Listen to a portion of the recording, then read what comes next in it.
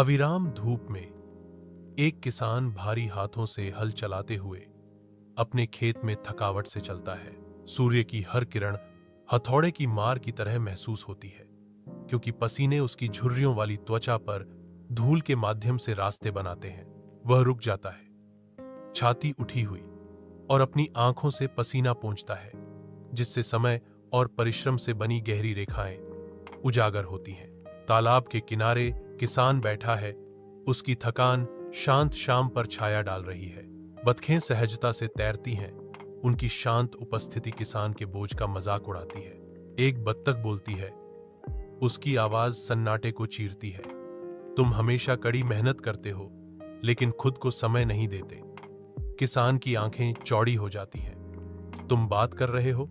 जैसे ही भोर होती है, किसान की शांत मुस्कान खेतों की शांति को दर्शाती है।